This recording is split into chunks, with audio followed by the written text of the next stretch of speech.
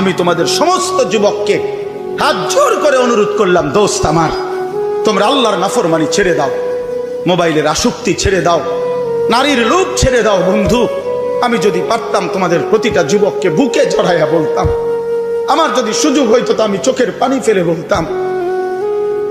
কেমনে বললে বুঝতা তোমরা? কেমনে বললে বুঝতা? কারো প্রতি কোনো হিংসা বিদ্বেষের কোনো দরকার নাই দোস্ত। ধাক্কা ধাক্কি ঠেলাঠেলি করার সময় নাই। দিন বাঁচানো, ইমান বাঁচানো, ইসলাম বাঁচানো। আগামী জেনারেশন, আমার 3 বছরের বাচ্চা আছে, অনেকের ঘরে 2 বছরের বাচ্চা আছে, কোলের বাচ্চা আছে। আমাদের চেষ্টা করা উচিত আমাদের স্ত্রী সন্তান আগামী প্রজন্ম যেন ইসলাম নিয়ে বাঁচতে পারে, ইমান নিয়ে বাঁচতে পারে। এটাই হবে সাধনা। আমাদের সন্তান, আমাদের প্রজন্ম যেন আজানের শব্দে বাঁচতে পারে।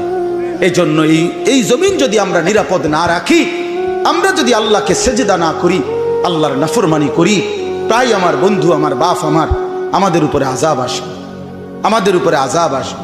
আল্লাহ বলছে, বান্দা, দুনিয়ায় ডুবে থাকার শাস্তি আমি বুঝাবো।